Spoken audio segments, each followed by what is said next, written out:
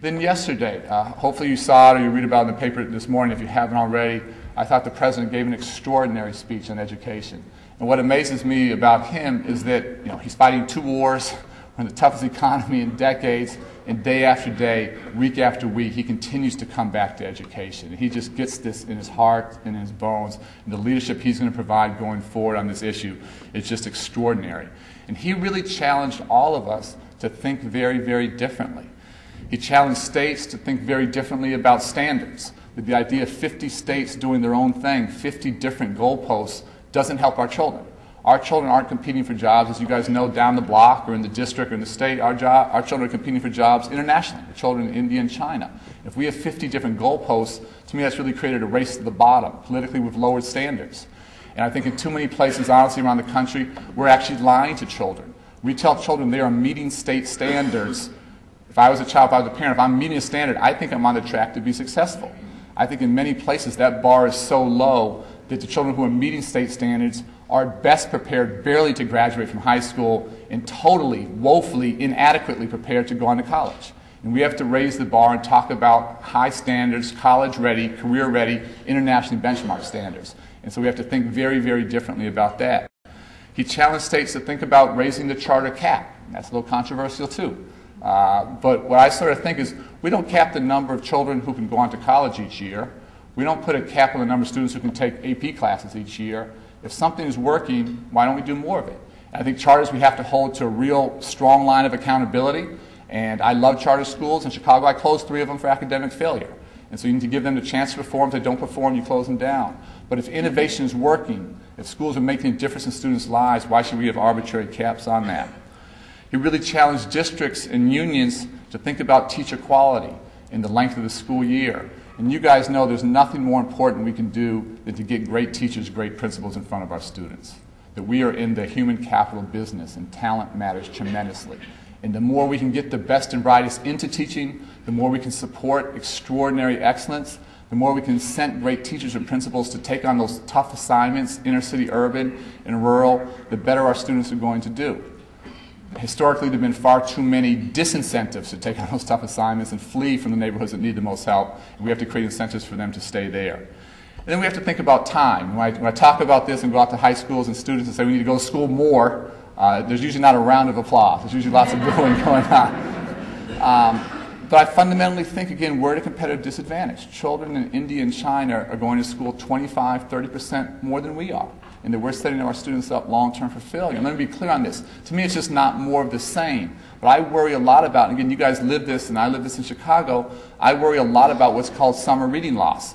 The children that aren't lucky enough to have lots of books at home in 2-parent families, we would get children to a certain point by June, and they'd come back to us 3 months later in September, and we'd evaluate them again, and they'd be behind where they left us. They literally dropped off, dropped their achievement.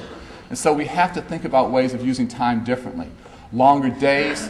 Our schools should be open 12, 13, 14 hours a day, so our students can get academic enrichment and drama and arts and sports and music and chess.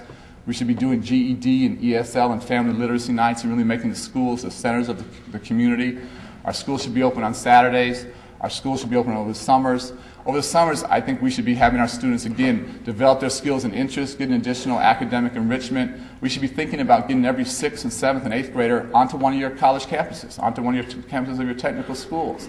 We have lots of students who are doing extraordinarily well academically, but because they have no parent, no family member who's gone to college, maybe no family member who's gone to high school, going to college, going to a technical school, going to community college can be very intimidating. And some students just think, that's not my world. I don't belong there. They have all the skills but can't get over the psychological barrier. So how do we really use those summer months for enrichment and for all the things that middle-class children have always had access to? Summer camps and chances to build their skills and to travel.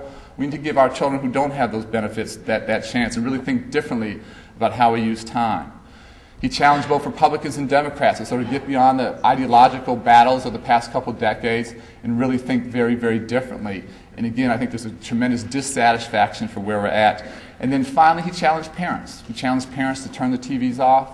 He challenged parents, to read to their children at night, and to be part of the solution.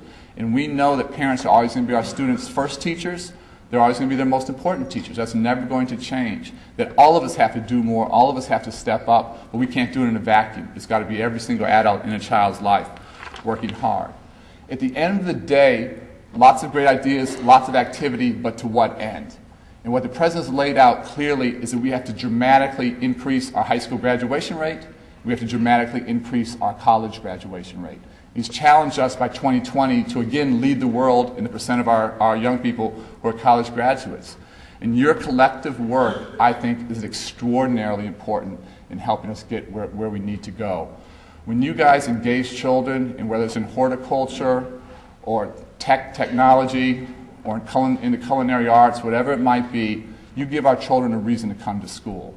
And if we want to reduce the dropout rate, we have to do a series of things. We have to actively engage students in things that interest them and give them a reason in the middle of a cold day in January to get up. Your classes, your courses, your teachers have done that.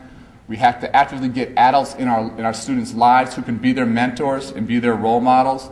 Our high school students are looking for structure. They're looking for people in their lives to help take care of them, and you guys have helped to do that. And we have to think about multiple pathways. Not every child is going to be on a clear trajectory going on to college and graduating. Some students it's going to take 3 years. Some students it's going to take 4 years. Other students it might be 5 years. Other students it might be an alternative school. Other students, we had a program in Chicago where we partnered with DeVry University, where students graduate from high school both with a high school diploma and with an AA degree from DeVry in 4 years. And they could then continue to go on, or they could go get a great job. And so at the end of the day, your work is going to be extraordinarily important in significantly driving down the dropout rate, increasing the graduation rate, and giving students access to college. And then finally, as you know, we have more adults, more 28-year-olds, 38-year-olds, 48-year-olds, 58-year-olds coming back to be retrained. And the leadership you can provide in giving them a chance to get back on their feet and re-enter the workforce, tech jobs, healthcare jobs, whatever it might be, green jobs, you guys can provide an extraordinarily important role in driving our economy, helping get people back into the workforce, and really helping to stabilize families. So I think we have an extraordinary opportunity collectively ahead of us. Again, I see this as an absolutely historic, once-in-a-lifetime opportunity. We have to get dramatically better. I've met with the 50 governors, I've met with the 50 state school chiefs, I've met with all the big city mayors, and I've asked them all one simple question. Is there one state, is there one city that is yet satisfied with their graduation rate? Is there one state, one city that's yet satisfied with the reductions in the dropout rate? And while there are lots of positive trends, lots of phenomenal work going on, not one hand went up.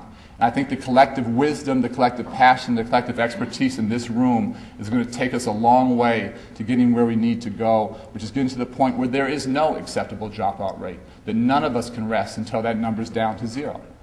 And we have to work as hard as we can and as fast as we can with a huge sense of urgency. I see this as an economic imperative, and I see this as a moral imperative. This is an issue of social justice. Our children today who don't graduate, as you guys know, are basically condemned to social failure. They are condemned to poverty. There's nothing out there for them. And we have to get that rate down to zero absolutely as quickly as we can. And again, your wisdom, your passion, your leadership, your ability to relate to students and give them a vision of what their future can hold is going to be extraordinarily important as we go ahead. Thank you so much. I appreciate your hard work. I'll take any questions you might have. Thank you.